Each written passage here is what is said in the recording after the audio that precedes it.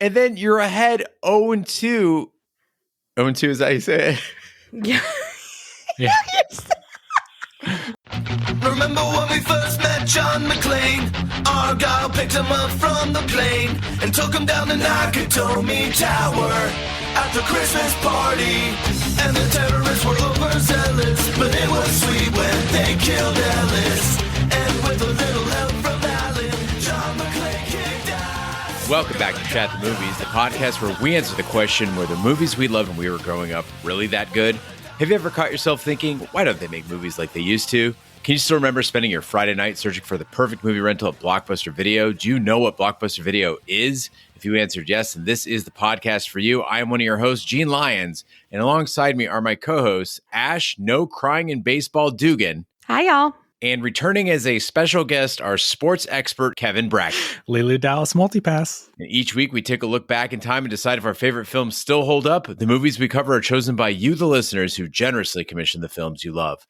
If you'd like to see all the movies we have covered, will cover, or want to choose one for yourself, please visit shatthemovies.com and have a look. At the end of each podcast, we'll provide you, the audience, with the number of wipes each movie would take to get off your respective butts. So thank you so much for listening. If you haven't already, hit that subscribe button and share with a friend. That's how we help the podcast grow. Additionally, subscribe to our sister podcast, Shat on TV. We review TV series such as Westworld, Taboo, American Gods, Lovecraft Country, Game of Thrones, True Detective, and Watchmen. Find all that information and past episodes at shatontv.com. And finally, if you'd like to hang out with us live, follow and subscribe to our Twitch channel, shatthemovies.com/Twitch, where we play video games and host watch parties. Now, this week's commission is a special one, and it comes from a longtime listener, Jen. I love her. I absolutely adore her. I will be in Hawaii in January, and I hope that Jen and I get to run into each other in person so I can give her all the love. But I'm excited to say we got two letters. I've got one from Jen and one from the person that Jen is dedicating this commission to. So starting with Jen, Jen wrote in and said, "Hey, Shat Crew, Jen in Hawaii again, here to invade your holiday season with commissions. This one goes out to my firstborn Grace for her 16th birthday. She's one of those kids like yours, current and future, that makes you hopeful for the future. You guys are so thoughtful and gracious for giving us this special birthday commission for A League of Their Own. When I was young, we moved a lot, so there was a lot of goodbyes. The movie was one of those that I watched over and over when I missed my friends. It always made me think of them and all the fun we had. Also, it's endlessly quotable, and Jon Lovitz does not get enough credit for his role. Thank you again. You're all definitely part of the family." And here is a note from Grace, who this is dedicated to. And Grace says, "Hi, Shat the Movies. Thank you for doing this special commission for my 16th birthday. I chose one of my favorite movies, A League of Their Own. I saw this movie for the first time about 3 years ago. My mom and stepdad always make us watch movies from their childhood. One night they said we were watching a movie about baseball. What a great way to get me, a dancer, super excited. I had no interest in watching, but I knew there would be popcorn, so I stayed. By the end, I had oddly fallen in love with this movie. Not for one specific reason. I just love everything about it. The cast, the story, and the history. I hope you guys enjoyed it too. And I would like to say thank you to my wonderful mother, Jen. You might know her, for this amazing birthday present. Can't wait to hear what you guys think of the movie, Grace." So I've never met Grace before, but I follow her mom on all social media. And Grace, I think you're an absolutely beautiful dancer. I think that it's very exciting, all the dancing that you're doing. And I'm really excited to dedicate this to you. And I wish that I had a cool enough mom to give me something like this for my 16th birthday, because I was actually at a dance competition for my 16th birthday. My birthday's in July, and we always competed over the summer. And I was at it, and my parents just took me to like a crappy Mexican restaurant in the middle of nowhere in Lafayette, Louisiana, and it really sucks. So hopefully you think this is a much better 16th birthday present. But I agree with you, Gene. I mean, I do this with my kids. Every Mother's Day, this is our tradition. My kids have to watch a movie from my childhood with me on Mother's Day. That's what I like to do. We've watched E.T., we've watched The Goonies, we've watched Ghostbusters. I don't know what we'll be watching this year, but I think it's a really nice tradition because, here, I'm going to sound really old. They just don't make movies like they used to. I'm really glad my mom didn't follow this pattern, because it would have been like me and my mom watching like Dr. Zhivago or something, which I really just don't really care for. I had to listen to the soundtrack and that was enough. Come on, Gene. Bridges of Madison County. Let's watch. Gross. Done and done. Kevin, do guys get like 16? I didn't get a 16th birthday thing. Did they celebrate your 16th when you turned 16? No, I think I just I took my driver's permit test when I was 15. So the day I turned 16, I could get in my car and just drive wherever. So I think it was more like, and it was not like I got a car as a present. It was just more like, hey, I can drive my mom's car now. And I just got out of there and did whatever. It was a gift from the state. Yeah. No, I mean, I did get a car and a cell phone for my 16th birthday. See, that's nice. I did get that. It was a green and ugly ass forest green Honda Civic. I bought my own Volvo 240 DL with money that I earned at Arby's, and it was shit brown. It was beautiful. I wasn't allowed to work. Mine was a Toyota Corolla, gold 1992, I think, 3-cylinder Toyota Corolla. Ooh. Was it like the champagne gold? There's the champagne gold, and to go up a hill, you had to floor it. I mean, floor it. Yeah, it's a real fuck wagon there, Kevin. Yeah. A League of Their Own is a 1992 sports comedy that tells a fictionalized account of the real-life All-American Girls Professional Baseball League. Directed by Penny Marshall, the film stars Tom Hanks, Geena Davis, Madonna, Lori Petty, Jon Lovitz, Garry Marshall, and Bill Pullman. In 2012, A League of Their Own was selected for preservation in the United States National Film Registry by the Library of Congress as being culturally, historically, or aesthetically significant. So, Kevin, Ash, we always ask where you were and what your memories are of the movie we're covering. This week, it's A League of Their Own, and we'll start with you, Kevin, as our honored guest. What do you remember about it? So this is one I hadn't seen since I was a kid on VHS. Like I don't watch a ton of sports movies, and so growing up, I didn't see all of them. And I've discovered more as I've gotten older. But this one never really held any significance to me. I remember watching it, never really thought about it again. So this was almost like a first time watch for me. What was the one that you trashed from my childhood? Like I loved The Sandlot, Little Giants, the Big Green. I mean, Little Giants I didn't care for. And Sandlot, I think, is just, again, it encourages boys to sexually harass, if not assault, lifeguards, and just and oh my God. Sandlot didn't do it for me. It was old man like jerk off. I'm sorry to bring up sensitive subject, but anyway, those were my, I watched the kids movies, but this one was like a first time watch for me. So it was interesting to watch it through adult eyes too, though, because I picked up on things that I never remembered or certainly wouldn't have comprehended as a kid. I just want to say again that Gene is horribly wrong about The Sandlot. Classic. But as I shared on Bull Durham, I am and have always been a massive baseball fan. I wouldn't say I've seen every baseball movie, but I've tried to at least see the ones that I could. And I remember when this came out, I was really excited about seeing girls playing baseball because that's really what I wanted to do. I wanted to play with the boys. I wanted to play Little League. I thought it was dumb that I couldn't. So seeing girls actually play was like really exciting for me. And my dad is the biggest feminist that I have ever met on the planet. And my dad also didn't understand why I couldn't play Little League. And so he and I went to go see this together, like I did many of my favorite films from the 80s and 90s. My dad and I saw just the two of us. And I remember both of us just being like, this is badass. This is, if there were only World War III, maybe I could play in my own league with my own, right? And I remember that we really loved it. And I was excited that Jen is, she does me solids. She got Empire Records on our schedule. Now we've got this one. So for Jen, for Grace, I was really, really happy to be going back to this movie. I'm just imagining Ash's at bat with like a mushroom cloud going off in the background. She's like, finally, my dream realized. My time has come. Again, I mentioned on Bull Durham that I didn't even understand baseball until I was 27 years old. So as a kid, no interest in baseball at all. I actually got introduced to this movie through the Madonna song. This used to be my playground because that would be on the radio and I taped it and I would just sit there in my room and listen to it and sob about my gone too soon childhood. And I distinctly remember those feelings and that song. And now that I realize The League of Their Own came out in 1992, that means that I was sobbing over my lost childhood at 12. I don't remember how that one goes. Oh, this used to be my playground. This used to be my childhood dream. Oh my This God. used to be Madonna the on the place show. I ran to whenever I was in need of a friend. And that's the part. Why did it have to end? Oh my God, yes. And why do they always say, don't look back? You know, I'm 12, like, oh, fuck. Was this related to A League of Their Own? Was it on the soundtrack or something? Yeah, it is. I just want you to remember, Gene, you may have been 12, but like Stand By Me taught us, you never have friends like you do when you're 12. So I think that's what you were feeling. But fuck, I had totally forgotten about that song. But thanks for singing it. It was nice. And with that, let's get to the trailer. I'd like to lead you all in a little prayer. Dear Lord, may our feet be swift, may our bats be mighty, and may our balls be plentiful. And Lord, I just like to thank you for that waitress in South Bend. You know who she is. She kept calling your name. This summer, Tom Hanks is managing the impossible, the Rockford Peaches. Go Peaches! Who says girls can't play baseball? Who says women can't throw?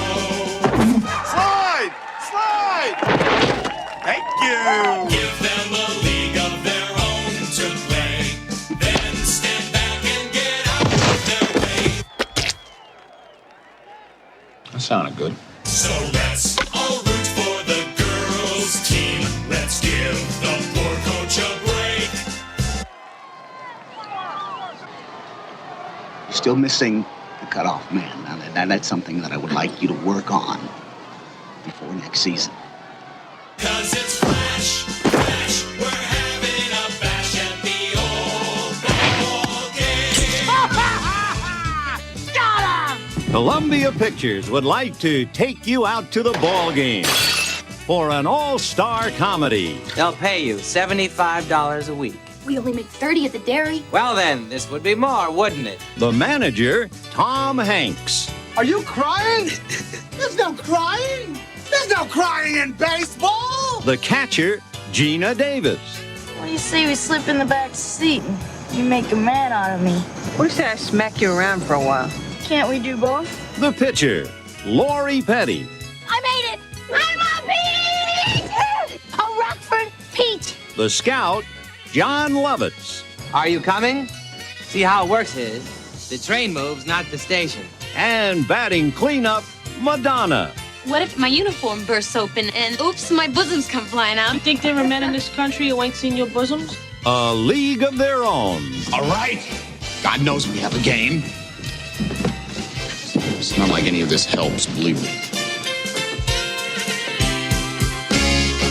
Directed by Penny Marshall. In 1988, Dottie Hinson attends the opening of the All-American Girls Professional Baseball League exhibit at the Baseball Hall of Fame, prompting a flashback to 1943 when World War II threatened to shut down Major League Baseball. Chicago Cubs owner Walter Harvey persuades his fellow owners to bankroll a women's league, and Ira Lowenstein is put in charge. Scout Ernie Capadino attends an Industrial League softball game in Oregon and likes what he sees in Dottie, the catcher for a local dairy. Capadino is unimpressed by Kit, Dottie's sister, but he agrees to take her along. This film has a ton of recognizable actors in it. I did not remember how many people were in this. And, since I've seen it, a lot of them, most of them have continued to act and be in new television shows and even movies. So, you've got a lot of big names involved in the creation of the film, though. You've got Penny Marshall, the director, Garry Marshall, her brother, who, brings a lot to the table actor-wise. Madonna and Rosie O'Donnell, those are the ones in my head. Hanks, Geena Davis, Lori Petty, but you've got Ann Cusack, you've got David Strathairn, you've got Bill Pullman, and Jon Lovitz is in this thing. Like, I did not for the life of me, and I loved Jon Lovitz growing up as a kid. He was in a lot of goofy comedies that I enjoyed, but I did not remember he was in this. So I was surprised at a lot of the people that showed up. Jon Lovitz is like the best thing about this movie. He's so young though, too, where you're just like, well, that's Jon Lovitz. He's surprisingly merciless toward Dottie, Kit, and Marla. Like, I wasn't expecting the movie to go there, and he just went there when he had his knee in the person's crotch. He's like, you like it? Normally in a movie, I would be turned off by anybody else doing this, but for some reason when it's Lovitz, it's just okay. Jon Lovitz aside, he's there with Dottie and he's there with Kit, and this was the first thing that I remembered from this film was this sibling rivalry that's like laid on so fucking thick, you guys, from the very opening scene. Like, oh, this is our central conflict, and I think that's just a Penny Marshall thing. Like, it's pretty obvious from the jump in all of her films. Like, Meryl Streep is old in this movie, or Yeah, I was surprised that they didn't have like two ponies that they were both raising, and one was like bigger and prettier than the other one, and the other was a donkey. They had like beds, and like Dottie got to sleep in a real bed, and then they like shoved Kit under the stairs or something. She slept in the hay. It's very much like Jan and Marcia from the Brady Bunch, right? You were 12, Gene, when you saw this, which means that I was 9 when I saw this. I was almost 10, and I remember my brother had been born a little under 2 years prior to this, so he was still a baby, but I still was trying to figure out what it was like to have a sibling that young, and I was panicked that he was going to grow up and this is what having a sibling would be like, was movies like this, that I was going to be competitive in some way, that we were going to mistreat each other, all that type of thing. And the biggest thing was, is my brother going to hate me if I'm really good at certain things? Because that's all that Dottie is. She just happens to be better at baseball than Kit is. I did not remember Kit being such a pain in the ass. She is so annoying in this movie. I thought my brother would be this asshole kid like Kit was. And in my opinion, and let me just say, my brother's not. He's my best friend. I love him. But, Dottie, she should have gone off in the leagues without her. Like, fuck you, Kit. Like, you're not good enough. Stay home. I don't think Dottie wanted to go play baseball. That was the vibe I got. Like, I think the whole reason she did it was to get Kit in the league, which makes it like a one-way rivalry, I guess, where Dottie just loved her sister and wanted her to get into the league. So she's like, fuck it, I'll go, play baseball. Being an only child, I don't have a lot of experience, but you do get this in movies a lot of the time. And they're just trying to create a conflict. So it's not just like, oh, we've got to get these girls to play baseball. It's like, oh, what else can we give them with this family dynamic?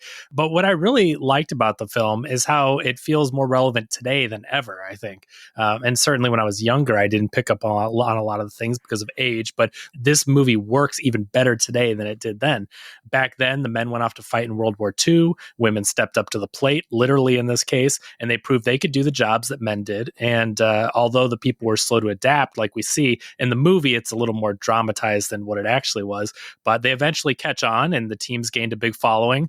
And I think it's really cool that Penny Marshall became the first female director to have a film gross over $100 million, which is almost double that today, basically $200 million, because movies back then didn't make that much money. And certainly with a female director, now, you have $1 billion movies out. But I mean, that's a really huge thing for a female director to take on this subject matter and then break a record like that. So it's really cool. Kevin, I love your rosy outlook. I love your positivity. I would pay $100 million to live in your world, because this movie felt like pandering at its best. Like, they were trying to show like how bad it was for women then, but it barely scratches the surface of how bad things are now. Like, this movie compared to, say, like Mad Men. Like, when I watched Mad Men, I was sick to my stomach. I had to stop after the first episode and be like, I don't know if I can go on with this. And people reassured me, there's a payoff. Like, it gets better. You have to experience this for the whole series to make sense, and is very rewarding. And Mad Men eats this movie for breakfast. Agree. And most people think that show is about Don Draper, and it's not. But I will say that from the beginning of this movie, I had remembered this kind of similar to you, Kevin, the way that you're presenting it. It's kind of like this feminist moment, right? That it was, oh, look at these ladies and they're playing baseball and that feels good. But what it kind of read this time was, wow, look at those ladies. Wow, look at them. They're pioneers. They have to work really hard not to wear short skirts and just be skirts. And, they're fighting so hard to be equal. And then what do? They all wind up fucking traditional women types at the end. They all wind up moms and wives. And I remembered this movie being better than that. And I don't know. I think pandering might be a little bit of an overstatement, because I think pandering has to have intent behind it. And I don't think Penny Marshall was intending for it to come off that way. But it just reminds me of a movie that is meant to make a group of people feel good, that winds up just reminding those people how little we've progressed since the 1930s and 40s. Yeah, where my mind immediately went, Ash, is like when they're doing the warm-ups and the tryouts in Chicago at Wrigley Field. Yeah. And we're watching this, and there's all these men running them through drills, and I was like, oh yeah, they sexually harass the shit out of these women. Right. Yeah. No one ever addresses it. There's some guys in the crowd that are like, hey, let me look up your skirt. And it's like, no. Those guys were probably like, hey, you're going to have to blow me to get a job on this team. Like, that's how it works, right? There is a lot of blowjobs. Sorry, Jen and Grace. Well, Dottie and Kit meet taxi dancer May All the Way May Mortabito and her best friend, bouncer Doris Murphy, along with soft-spoken right fielder Evelyn Gardner, illiterate left fielder Shirley Baker, pitcher/shortstop and former Miss Georgia Beauty Queen Ellen Sue Gottlander, left field and relief pitcher Betty Horn, second base person Marla Hooch, first base person Helen Haley, and the superstitious Alice Skeeter Gaspers. They and 8 others are selected to form the Rockford Peaches, while 48 other women make up the Racine Bells, the Kenosha Comets, and the South Bend Blue Sox. Now, I think that one of the things that actually holds up really well in this film is that there aren't a lot of stunt doubles that they use. The actors themselves, they're doing these baseball scenes, and I looked a little bit into that. They actually trained for about 7 months. They would train 8 hours or more a day, 7 days a week to make sure they would be ready to perform, that they would look legit. And I think for the most part, they really do. Rosie O'Donnell, I think that Madonna herself, I think she looks really good. The only one that I think is a little awkward, ironically, is Geena Davis. And I think that it's just because she's so tall. I find tall women very intimidating, and I find them very strange to look at because I am not tall. I'm very short. And Geena Davis, the way she moves, it's kind of lanky and gangly, and it made me believe her skills a little bit less than some of the others. But then I went and looked into it more, and like that shit where like she catches the ball like behind her back, her stunt double that was supposed to do that trick kept fucking it up. So she said, let me try, and she did it on the first try. And so maybe I'm wrong. Maybe I'm just discriminatory against very tall women. Well, her arm is so fucking long and went like behind her back and down the third baseline. It's just easy for her. Right, fucking spider lady. A glamazon. I totally agree, Ash, that stunt doubles would have made the movie unwatchable because in the end, like if you stay through the end credits, right, you get to see the actual women of the AAGPBL playing baseball, and the way they move, I mean, granted, they're like octogenarians at the time, but the way they move, it's nearly identical to the way the actors moved on screen. Like it was very true to form in the way that they actually played baseball. And casting wise, I kept looking at it. I'm like, are those prosthetics? Like they Right? cast people that look just like the actors, which I thought was phenomenal because I'm looking at like, well, that's really good if it is. And then I looked at the cast and it's different people. But yeah, I'm with you guys on this one. What I loved seeing was them, not just throwing the ball, but hitting really well. And if you would have seen like a stunt actor do that from a behind shot, it just wouldn't have had the same impact. So really impressive throughout the entire thing. Yeah, and I have to say, a gripe that I had on our Priscilla episode was that the supporting characters in that movie were way too much, quote unquote, characters. So we weren't able to relate to a lot of them. And I think that a movie like this, it's the answer to that problem. It's this perfect balance between these entertaining and crazy characters that they find in this film, because you have Marla, who I think is utterly amazing. She's incredible. Doris, arguably the only time I've ever liked Rosie O'Donnell. May, I think Madonna's fantastic in it. And so you root for these supporting characters, but you still want more of the main character's story. They don't take it like totally away from them. And this is something that I think is pretty funny, is that the original cut of this movie was actually 4 hours long because Penny Marshall loved the supporting characters so much. She wanted to provide like full-on backstories for all of those supporting roles. Clearly, though, that wasn't needed at all because we remember them, we love them. You'd be hard-pressed to find a lot of films from this long ago that you remember every supporting character as well as you do the main ones. Yeah, I'm glad that they cut it down because it just didn't seem like that would have been necessary. I mean, the movie feels every bit of 2 hours. I think that you get to know everything you need to know about the supporting characters. I felt like I knew the entire team, so they did their job with it. And I can't imagine this movie being 4 hours, like with an intermission. I think that's interesting that they actually did have an assembly cut that was that long. And do you guys know, have they ever released any kind of extended version or anything like that? I think right now, like in the era of we just want more content from everything, I think it's the time to capitalize on that 4 hour director's cut. Be amazing. The 2 hours, I didn't mind it. The 2 hours flew by for me. I don't think this is a masterpiece. I don't think it's like a cinematic treasure, but I didn't notice the 2 hours going by. I mean, I was making a lot of cocktails during those 2 hours, but they seemed to go by pretty quickly. And I don't think I'd want a 4-hour League of Their Own, but dare I say, like, this could make for an outstanding HBO series? Yeah. What, like a Lost treatment where like every episode is like the present where they're playing, but then it's like their backstory of how they get to the game.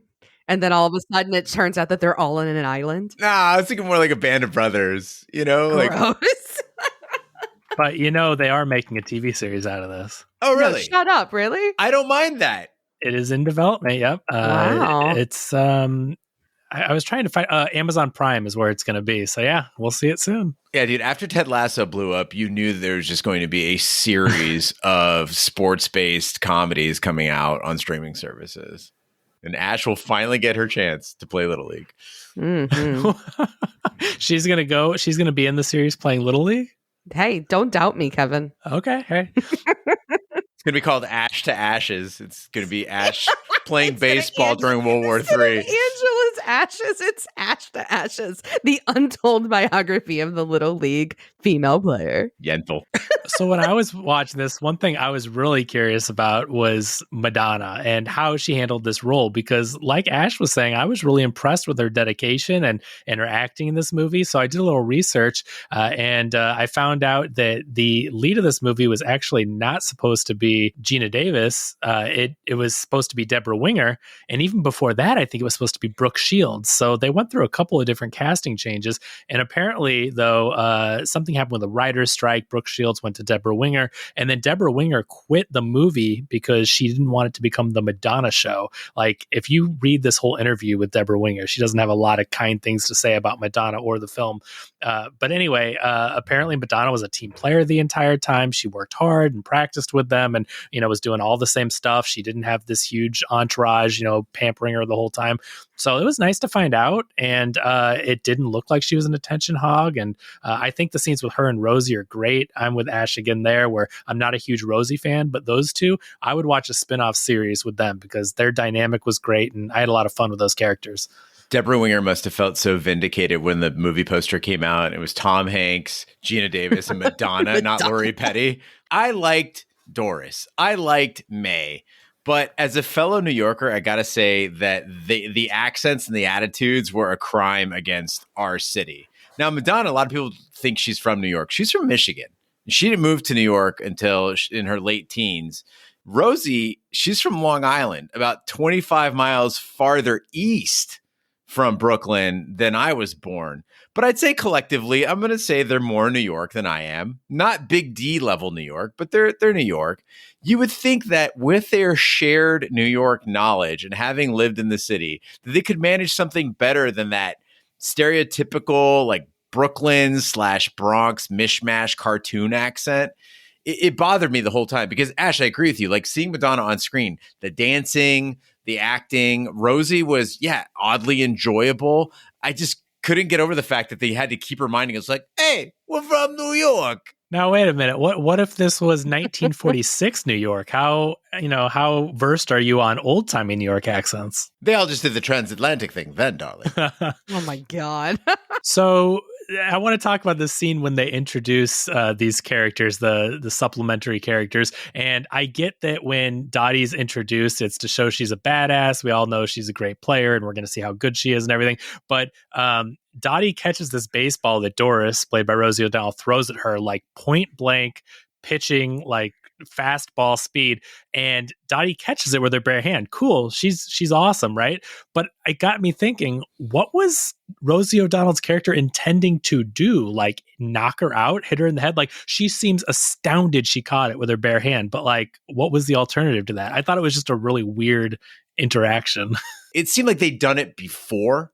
Like it was just a kind of a hazing thing that they did to people. And so she was trying to take this hayseed from Oregon and throw a ball in her direction. She was shocked, though, that Dottie had the reflex speed to like catch it. I don't think she was trying to take her head off or anything. I mean, guys, this is like the prison yards, right? Like your first day in prison, you pick a fight with the biggest guy, right? Whoa. So she throws the ball at what clearly looks like the most talented, tall ass girl. Come on, y'all. Is this real? I mean, it would like break her fucking hand. I mean, when you catch like really well thrown balls and a glove, it really hurts. And so barehanded, like I was like, okay, Dottie's a superhero. I'm just going down the list of things I don't know about that are being thrown at me in succession. Prison yard rules. How to catch a ball. How much does it hurt to catch a ball with your bare hand?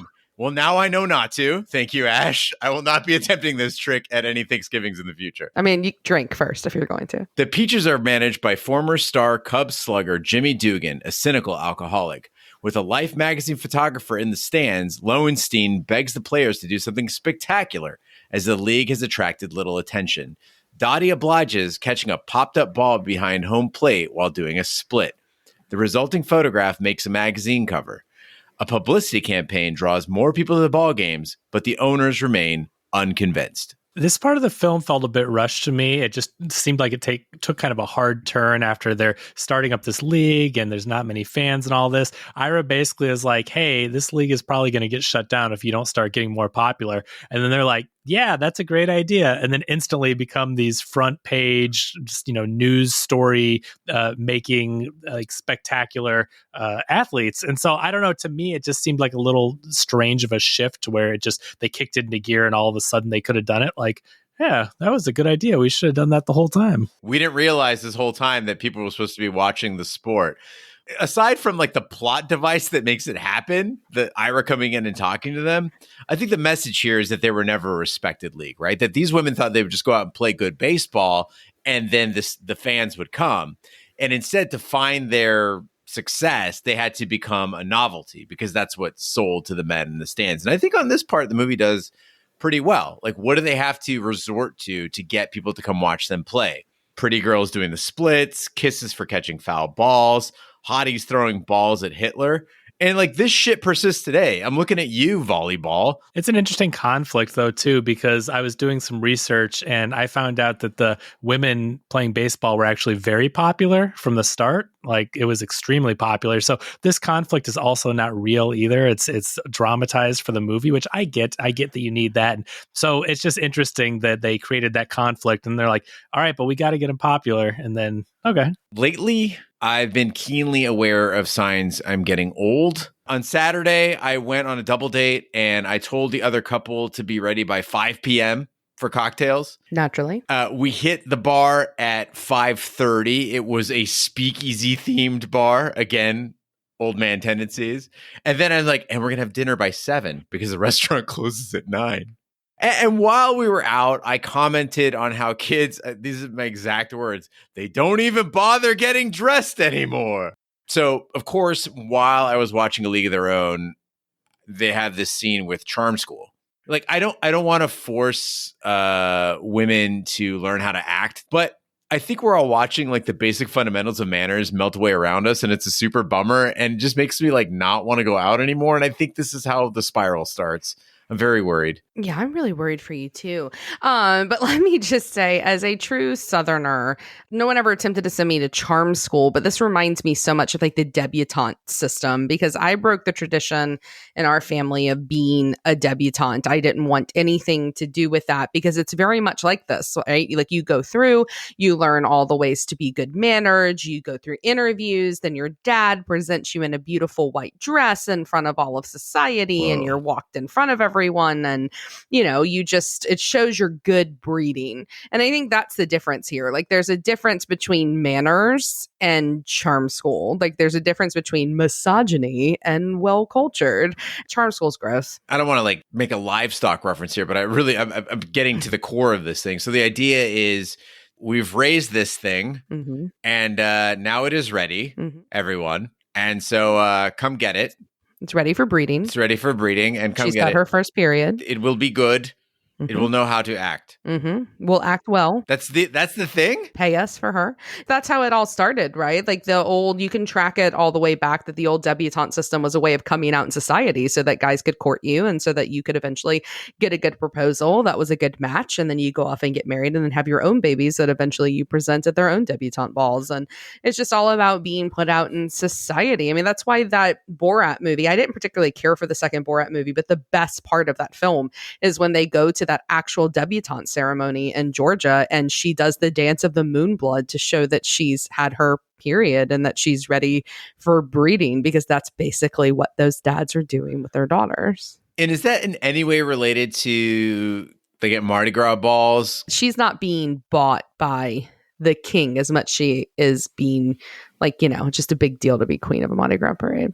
Just to ride in those big ones. I mean, it costs like $8,000 to buy in, and then you've got about $2,000 worth of throws every year. So no, my family never had the money for that. I mean, I would do it now if I were still there. Like, I would totally ride an Iris if I were still in New Orleans, but not when I was growing up. No, we didn't have that money. We were the ones that went after all the beads, and my dad would pack them up, and then we would sell them to make enough money to, go on vacation that year. So we sold them back to the people that threw them to us. My dad thought it was a great plan, and it was. I mean, we'd make a lot of money. I mean, that's what my dad and I would go to parades, and we would scavenge everything, and then we would sell it back. Now I just imagine a Paper Moon type movie with Ash and her dad, like going out doing these grifts. Mm-hmm. That sounds like a great plot of a movie. I just appreciate that we have so many films starring me after tonight. Like, I feel like someone needs to come. We need an agent, and someone needs to come start developing us, Gene, so that we can make some cash. Gene, in case you're wondering, no, I was never a Mardi Gras queen either. So just... I mean, truly, we need the Shat biography, which they can just refer to me as most people do on our reviews lately, which is either the skirt or the hole. So really appreciate it. I think maybe they need to go to fucking charm school. I'm just seeing the episode, though, where Ash is there collecting beads, and then there's a cut scene, and on the same street, unbeknownst to her, 60 feet away, it's Gene Lyons hopped up on Adderall in a tuxedo. Yeah. I didn't know we were going to have a police escort. Perfect. We're missing cocktail hour, guys. It's after 5:30. Primping my pompadour. Just get me a Sazerac. This wonderful future Oscar-winning script that we just created reminds me a lot of Tom Hanks's earlier work. He used to be in like raunchy sex comedy type stuff. He was in the movie Bachelor Party, and then other stuff like The Burbs, where he's just like a little bit more energetic. And, you used to see this in the young Hanks, and we haven't seen this Hanks for a long time, but I liked getting a peek at that again. And he plays this kind of, dirtbag character who's not nice at all to these women and doesn't clearly want to be there. And so I had a lot of fun watching him in this role. He became more invested over time, and he's a great actor, of course. So it was nice to see that transition and becomes a better person, all that stuff. So yeah, young Tom Hanks, it was cool and different to watch, and I like the old one too. But like, yeah, this is a fun Hanks. I definitely think he drank for this role because he looked puffy.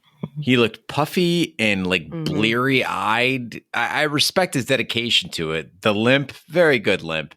But I think, Kevin, this is another case of we like it because we saw it. Like, Hanks is great here, but Hanks is great in everything. Get a truly gross actor with some charisma. Here's what I want to see. A League of Their Own starring Tom Sizemore. A League of Their Own starring Gary Sinise or Mickey Rourke. Or go the other direction, like just go full Costner and have him be like sexy Jimmy. I can go with any of those. I think that there's room for improvement in this. Nothing against Tom Hanks. Tom Hanks is great. He can't be gross. He's Tom Hanks. Right. It's Tom Hanks playing sleazy, which still doesn't read as sleazy. It's just like, oh, Tom Hanks is so cute because he's trying to be sleazy. And I am personally the biggest fan of Hanks when he's in a role that's supposed to elicit sympathy. My favorite role that he ever played was in Philadelphia. I think he's absolutely incredible in that movie. Otherwise, I'm not a big fan. I hate Forrest Gump. I'm not a big fan of his performance in that movie. I hate all the rom-coms with Tom Hanks. Not a big fan at all. Sleepless in Seattle is creepy and stalkerish. You've Got Mail, creepy and stalkerish. But I like him in this okay. I mean, fine. He's good, but he's not the perfect Jimmy for me. I can't imagine them writing this script and seeing Tom Hanks as that character. And he did fine with it. But I think somebody else could have done maybe better. Oh my! I've never heard so many negative things about Tom Hanks in my life. I mean, I like him in Philadelphia. I've actually never seen Philadelphia.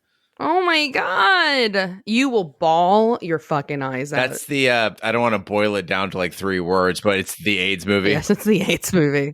Did he won the Oscar for that, right? He did. And I actually did really like him in Castaway as well. I thought he was very good in Castaway and in the one where they say, I'm the captain now. What was that movie? Captain Phillips. Yes, Captain Phillips. I liked him in that. He's been in a lot of good stuff, Ash. Oh, and I liked him in that other movie too. And I guess it's kind of rom-com-y, the one where he's the weird guy that gets trapped at the airport. Terminal. Yeah, I like that one too. Well, if I can get us back on the complaint train, though, I want to talk about something that happens during the feel-good montage of this movie when Which things one? are really humming. After Ira comes and says, "Hey, figure something out," and they're like, "No, we're on the cover of Life magazine." They're like, "Da da ba ba da ba." Everybody's having a good time. It's the 40s. We don't care. There's a war. Ba ba ba ba. I appreciate intersectionality. And I appreciate the amplified struggle of being both a woman and black in the 1940s.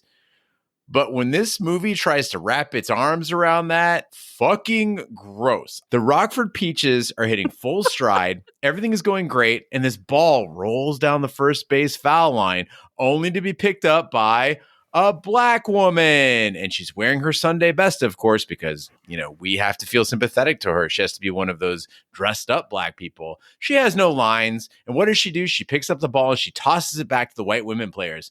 But get this, she tosses it way over the nearest infielder because, wow, blacks can throw. And then she looks to them in pride because, wow, blacks feel solidarity with the struggles of pretty white women. And the whole thing happens once again during a fucking montage. This is disgusting. It feels very out of place. I when I saw this scene and I didn't even remember that. And it's a very short scene, but they do it. She picks up the ball and throws it. They do that nod thing and it's over. It's like, what are you trying to do with this? I have to imagine that this was part of the 4-hour cut or something. And I don't know why you would cut it down if that's the case, but it's a very strange statement to make. Fear not. In Jean's show, she'll have a whole episode to herself. So we'll learn her backstory. There we go. And then we'll never hear from her again because they'll continue to pander in that way. I'm quite sure. It's just gross. And don't get me wrong, people. I'm not saying that they need to make her part of the team. I understand that that's not realistic. What I'm saying is who is this black woman who's like, yeah, I'm with you. Someday I'll have my time. But right now I'm just going to go back over there. As Dottie is made the face of the league, Kit becomes resentful, resulting in Kit's trade to the Racine Bells. As the Peaches end the season qualifying for the World Series, Jimmy gives Betty a telegram informing her that her husband was killed in action. The grief-stricken Betty leaves the team. That evening, Dottie receives a surprise when Bob shows up, having been wounded and discharged from the Army.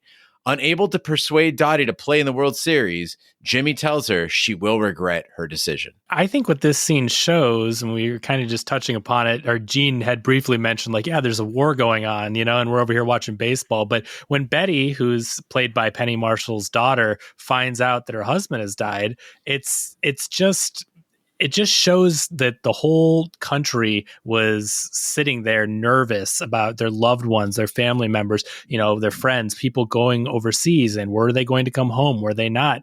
And I just think that this scene is so powerful because it really shows that state of the country. And what these women were doing was important. It was more than just playing a game.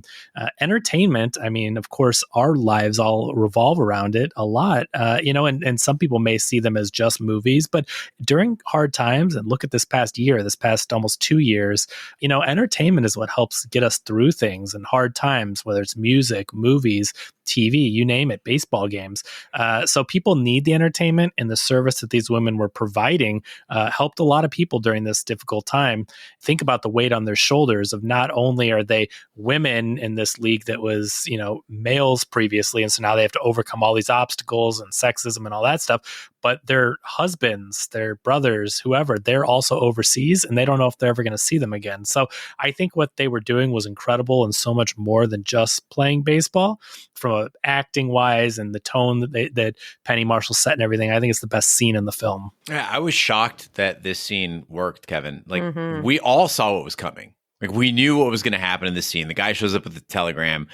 We knew it wasn't going to be Dottie's husband. It's the most predictable part of a women at home during World War II movie. You knew one of the players was going to lose somebody close to them.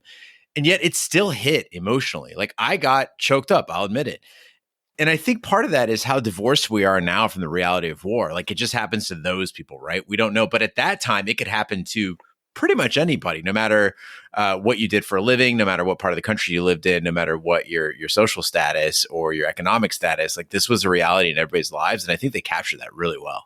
So speaking of Dottie, I thought this was kind of interesting doing some more research for the characters in real life. The character that Geena Davis is playing is based on Dorothy Kamenshek, and she played 10 seasons of baseball. And she had the best batting average, I guess as of the time the league closed, the best batting average of all time. So I can see how things were set up with her and not really caring about baseball for the sister competitive dynamic we discussed. I just thought it was interesting they changed the story that much.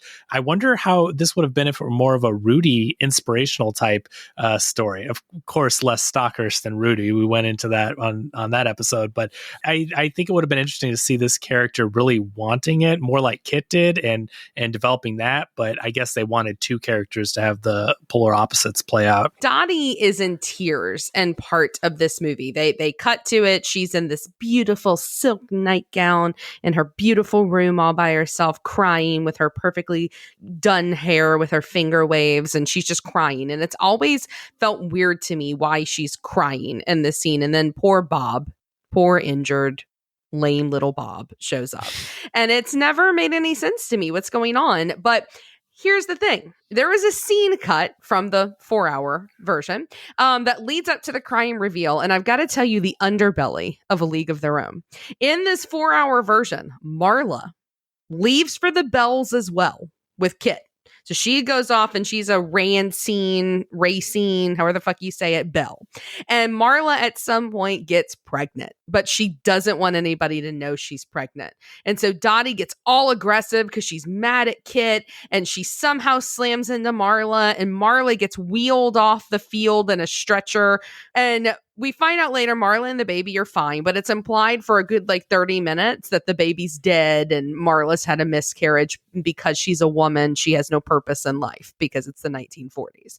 And so Dottie is up in her room and she's lamenting this when Bob shows up. And I was like, what the fuck? That would be such a terrible version of this movie. Wow. I knew that they cut some of the Jon Lovitz scenes because people only responded when he was being mean. I didn't know about this whole storyline. So it explains a lot, Ash. Thank you for bringing that up.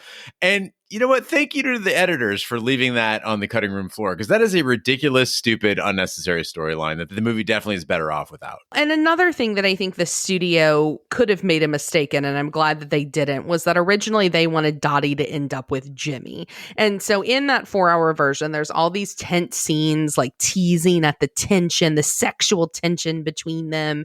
I can't imagine how different of a movie that would have been, because I've always been really disappointed in how Dottie ends up. And I'm not saying that she should have ended up with Jimmy, but here's this super empowered woman. She's on the field, and then she ends up a housewife with this lame ass husband. Wouldn't have wanted her to end up with Jimmy, but this ending always feels so forced to me. I mean, am I alone in this? Bob is a total tool, right? The dude, he's nothing. He's like a piece of white bread that's slightly molded. Bob is fine. Bob doesn't need to do anything. He fucking went to war and he came back and he just wants to go home. And I totally understand that. This is how it needs to work out. Bob comes home. Dottie wants to go home to Oregon with him. That's it. The problem is that they brought Bill Pullman into the equation. So you see Bill Pullman, he's got his little, army uniform on, and we're expecting something inspiring, romantic, dramatic, charming. And all we get is I'm just going to show up at the car. And then at one point in the stands and be like, that's my wife. It's the Bill Pullman effect. Just have anybody else show up. Just some guy. Young Tom Hardy. I don't know. Some guy. Tom Hardy would have been 12 in this game. Like I said, young Tom Hardy. Right. 12-year-old Tom Hardy comes in. No, I mean, it's just the way he puts his little paperboy hat on and then walks out with his little sling. I mean, he just looks like such a fucking loser. And it's Dottie, you're going to go back and work on a dairy farm and have babies with this guy instead of playing baseball? No. And she's too tall for him. Did you call his Garrison cap a paperboy hat? You know what I mean? It's look at my little hat. I mean, he looks ridiculous. He lost like 7 dudes in his unit to a sniper. Well, and I'm sorry for that, but he looks stupid. I thought Bob was perfectly fine character. I was impressed with Bob, so I don't know. This is all coming as a shock to me, and I think what kind of man wants his wife to quit playing baseball? Like, wouldn't that be hot? He said you're going to regret it, and they turned around. He's probably the only reason she came back. But it's weird in the first place. The real life person played 10 seasons, so it is a really weird conflict again that they've set up for this character, and the ending, like you said, that you were disappointed with, because it's like the person she's based on didn't even do that. So why did they do it? I don't really get it. Well, you don't know what he said behind closed doors when he took that hat off. You're still talking about the hat.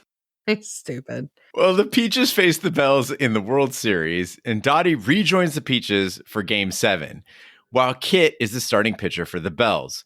With the Bells leading by a run in the top of the 9th, Dottie drives in the go-ahead run.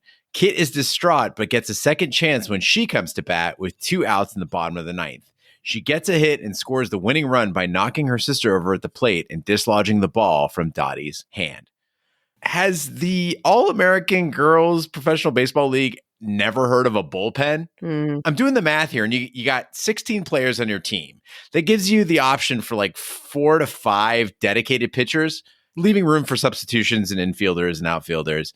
So you need a rotation, especially if you're going to play in the fucking World Series. You need relievers. As far as I can tell, the Peaches have only had 2 pitchers at any given time. You had Kit, you had Betty Spaghetti, and you had that other chick, right? Those are your pitchers. So Kit leaves. You got 2 pitchers then. Betty was gone too, right? Because her husband died. So 1 pitcher? Yeah. Fucking 1 pitcher. You're ahead 0-2 in the count.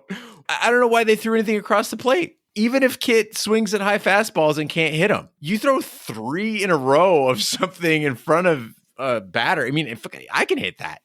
Like, I blame Dottie for this one, which leads me to believe she was throwing the fucking game. She was obviously throwing the game. The only reason she came back is so her bitchy little sister could get a championship.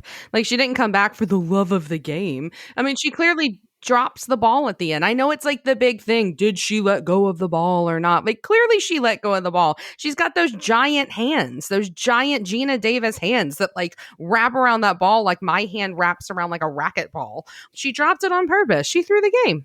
Well, then fuck this ending. Well, that's how it is. If we do the math here, the Peaches would have swept the series if Dottie just stuck around, right? We agree on that? Yes. If she'd been around for all the games, they wouldn't have gone to a Game 7, right? Yes. Mm-hmm. If Dottie hadn't freaked out, Kit never would have been traded, and so they'd have pitching depth, and the Racine Bells wouldn't have Kit as a pitcher. Mm-hmm. And if Dottie hadn't dropped the ball and told the pitcher what the fuck to throw, Kit wouldn't have scored that run, so they would have won there. So basically, she let herself down, she let Jimmy down, she let all her teammates down to help who? Kit, her shithead sister, who is, I might say, a garbage batter and a mediocre pitcher. But come on. You get them singing that song. Like, you had to get a little bit of feels when they go back and they're old, but well-aged. And, and then they sing that song again together. It's really nice. How about this? How about Geena Davis knocks Lori Petty the fuck over, stands over, and she's like, better luck next season, and then retires, right?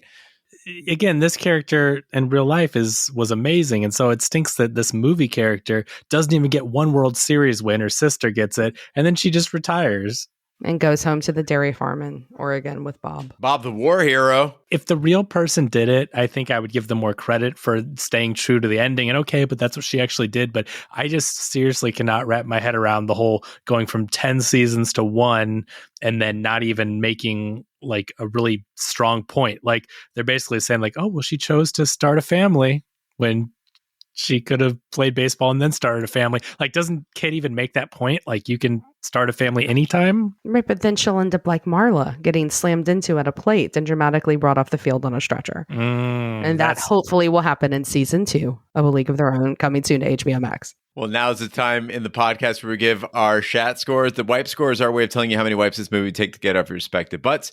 0 wipes is a perfect movie. It is Geena Davis's jawline. And 5 wipes is absolute garbage. It is Jon Lovitz's knee nestled in your crotch while he asks you if you like it. Ash, we'll start with you. How many wipes do you give A League of Their Own? So this is a fun movie. I mean, we complained about a lot of it, especially Bob, but it holds up well overall. It's lighthearted, and I know that this is like kind of a gimme thing, but like it just feels good. It's a feel-good movie. Like you just, you enjoy it while you're watching it, and I don't think I enjoyed it as much as I did when I was a kid, because it did feel a little bit longer to me than I remembered it feeling, but I still did enjoy it. The only complaints I have about it really surround Dottie. I feel like she was really shortchanged in a way that I didn't recognize when I was younger. And maybe, I read this really interesting essay about how when we see movies at different points in our life, just like when we read literature at different points in our life, like it hits us differently, right? And recently the great Stephen Sondheim died, and like his musicals, when I watched them as a teenager and in my 20s or now as a mom in my late 30s, like they just hit me differently. I feel different things. And so being a mom that's past the point where I could go play professional baseball during World War III, maybe I just like am mourning for the life Dottie could have had and chose not to, right? I don't know, maybe. But it was cute. It was a cute movie. Didn't have a huge emotional punch. I thought it was better than average.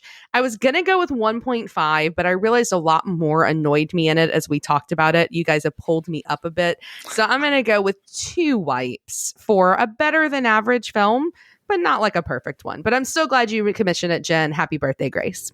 This is exactly the movie I'd expect from Penny Marshall in 1992, telling a story about women playing baseball in the 40s.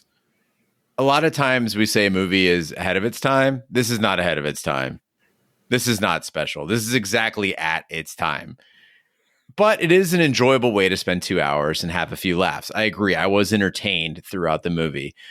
But when the movie tries to tackle heavy issues, it just falls short, with the exception of the scene that Kevin pointed out, with the World War II death. I think that's the only time where it really hit. Great characters, dynamic flow. And like you said, Ash, it's a cute little movie. It's a feel-good movie. Mm-hmm. I can't complain about it. I don't love it. I don't hate it. It's right in the middle at 2.5 wipes for me. I agree. It's a good story. I think it's solid. It's inspirational sports movie, and I like a lot of what they're doing. But at the same time, it does feel a bit cliche, and it feels too long at certain parts. I think it could have been funnier too. After Lovitz leaves, you don't get a ton of humor. You get the occasional Hank stuff and all that. But overall, I think that's what kind of slowed it down, is there weren't a lot of jokes throughout it. Maybe tightened up some of those montages. There were quite a few montages in it, but I think it's right in the middle. I'm at 2.5 wipes. Maybe if it weren't for Lame Bob, it would be closer to 1 or a perfect movie, but I'm going to go 2.5. Thank you, Kevin. I really appreciate you for seeing my perspective on this. Bob sucks. I've come around. Yeah, I've come around. Really, that's what did it in. But yeah, 2.5. I like it. Okay, the scores are in with 2.5 wipes from Kevin, 2.5 wipes from me, and 2 wipes from Ash. That gives us an average wipe score of 2.3 repeating wipes for A League of Their Own. That ties it with Rocky IV, Point Break, Casino, Demolition Man, The Money Pit, Bram Stoker's Dracula, The Santa Claus, Ronin, Young Guns, Species, Harley Davidson and the Marlboro Man, and The Great Outdoors. I'm sorry. How the fuck did Young Guns tie with Bram Stoker's Dracula? Let's see. So Bram Stoker's Dracula had a 1.5, a 1.5, and a 4 from Big D. And that 4 came from your favorite Mr. Dick Ebert. God, fuck you, Big D. And let's see. Young Guns was a 2.75, a 1.75, and a 2.5. So apparently, what did I give it? 2.5. See? What the fuck? All right. I just want to point out a flaw in the system, that this film somehow tied with Rocky IV, but Rocky IV is clearly the superior montage movie. So I really think it needs to be, Rocky IV needs like a 2.3334 just to get that little edge up on the montage, because greatest montages of all time. Agreed. Well, one Shat host gave Rocky IV a 3.5, and that's what weighed it down a little bit. And it wasn't me. And who was that, Gene Lyons? It wasn't me. And it wasn't Ashton. And it wasn't Big D. Oh, okay. Yeah. It was Roger, in case anybody's still curious. Everyone's like, fucking Cole Picock. Fuck you, King B. Which one? I have to say, though, this being there with like Demolition Man, being there with some of the others that you said, which I think are like fun movies. Like there's, Demolition Man is not something that you watch to think. right? Oh, I love Demolition Man. Right, but it's a fun movie. It's like Judge Dredd. Like those are just fun films. Yeah, and if you look at it, if it scored any higher, it actually would have scored higher than True Romance, which I think would have been a crime. You can't do that. I would have died. No. And then, but at the same time, it scored worse than Major League. I don't like Major League, so I mean it's okay. Major League's funny though. See, I think Major League has more of the jokes where if they maybe combined the two, they'd have something going. The Sandlot's better than this, though. Well, Grace, we hope you enjoyed our review of A League of Their Own for your birthday. Happy 16th, and thanks for listening to the pod. Our next episode will cover a 1999 American satirical black comedy drama mockumentary fantasy film about a small town beauty pageant starring Kirsten Dunst, Ellen Barkin, Brittany Murphy, Allison Janney, Denise Richard, Kirstie Alley, and Amy Adams in her film debut. The satirical dynamics of a Minnesota town unfold as multiple contestants in the regional American Teen Princess pageant begin to die suspiciously. It was released in 1999 with a screenplay by Lona Williams, and I've never fucking seen it. Oh my God, I am so excited, y'all. I love this movie. It is one of the films that I can quote pretty much from beginning to end. I love this film. I was a fan of this film even before it was a cult classic. I am so freaking excited. That concludes this week's episode of Shat the Movies. Be sure to follow us on social media and share with a friend. We're on Facebook, Twitter, Snapchat, and Instagram at Shat the Movies. You can email us, host@shatthemovies.com. Support the podcast by shopping our Amazon affiliate link, completing a free anonymous survey to help attract advertisers, buying our merch, or by commissioning your own movie. Find all the information by visiting our website, shatthemovies.com. Also, you can check out our sister podcast, Shat on TV, where we review TV series such as Lovecraft Country, Westworld, True Detective, Taboo, American Gods, Game of Thrones, and Watchmen. Find all the information on our website, shatontv.com. And in case you're wondering, Westworld Season 4 and House of the Dragon coming out in 2022. We are looking at covering both of those, so keep your eyes and ears out for that. Kevin, if listeners enjoyed you on this podcast, where can they find you? Well, thank you again for having me on. It's always a pleasure. And maybe I'll be on for a non-sports one next time. I don't know. I mean, I'll show up for whatever, but it'll be interesting what I'll be here next time for. But I talk about non-sports movies and sports movies alike on my podcast, Real Spoilers. So if you want to check that out, we spoil usually the newest movies. So we're not necessarily stepping on anyone's toes here. It's the movie of the week, whatever we think is going to be the most viewed, so people can listen and get spoiled and join the conversation.